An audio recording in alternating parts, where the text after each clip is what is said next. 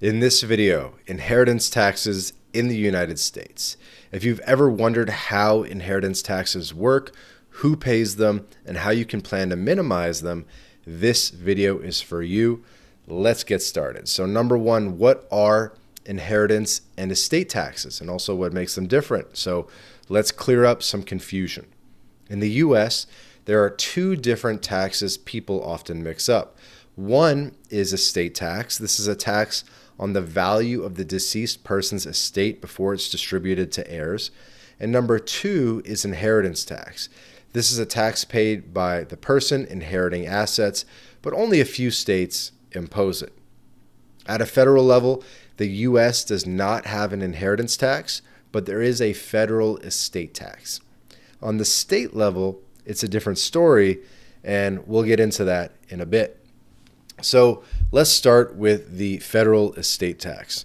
The good news is that most people will never have to worry about it thanks to the estate tax exemption.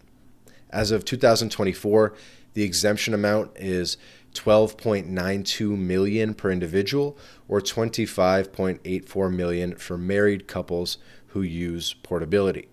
This means that if the total value of your estate is below these thresholds, there's no federal estate tax to pay. However, if your estate exceeds the exemption, the portion above it is taxed at rates ranging from 18 to 40%. Now let's talk about the states. So only 6 states have an inheritance tax: Iowa, Kentucky, Maryland, Nebraska, New Jersey, and Pennsylvania. The rates vary, but they're usually based on how closely related you are to the deceased. For example, immediate family members often pay little to nothing, while distant relatives or non-relatives pay more.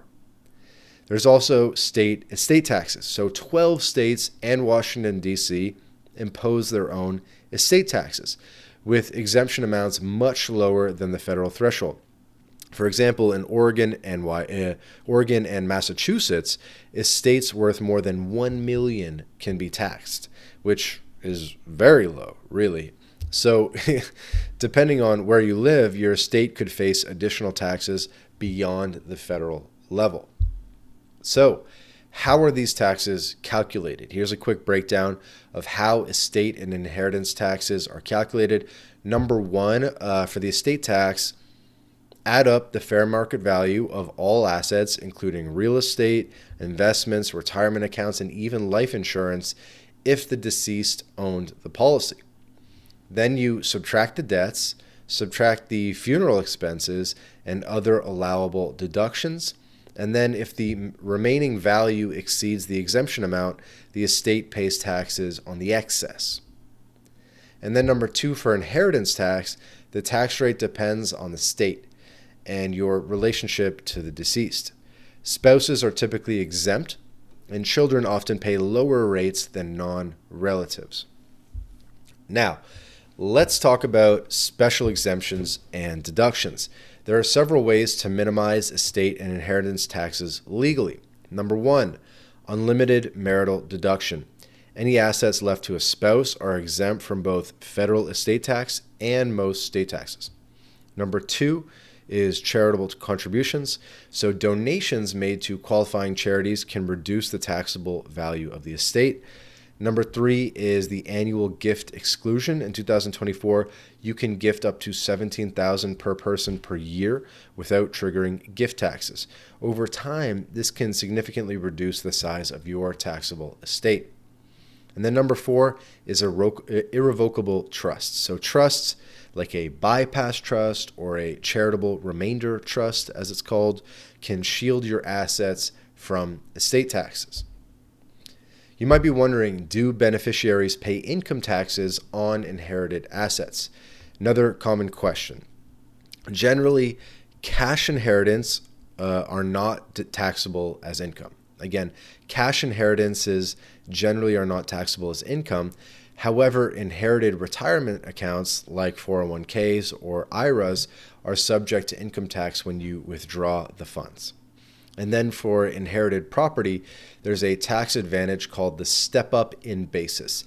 which means the property's value is adjusted to its market value at the time of death. This can significantly reduce capital gains tax if you sell the property. Now let's talk about reducing taxes on your estate. So if you're thinking ahead, here are a few strategies to minimize taxes. Number one, give gifts during your lifetime. Take advantage of the annual gift exclusion to transfer wealth tax-free. Number two is set up trusts. Trusts can help you control how and when your assets are distributed while reducing taxes. Number three is move to a tax-friendly state. If you live in a state with high inheritance tax or estate taxes, relocating could save your heirs a lot of money. P.S. It's usually the Northeast. That's pretty bad, and then you move to Florida or Texas, and the burden's a lot easier. Number four is use life insurance.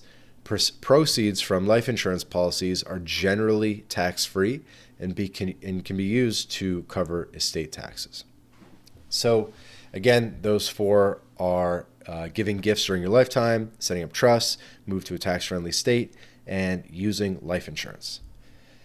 Now, in conclusion, to recap, the U.S. has a federal estate tax, but no federal inheritance tax. 6 states have inheritance taxes, and 12 states plus D.C. impose their own estate taxes. With proper planning, like using trusts, gifting, and other strategies, you can significantly reduce the tax burden on your estate. Taxes on inheritance and estates can be complicated, so it's always a good idea to work with a tax advisor or estate planning professional to create a plan that works for you and your loved ones.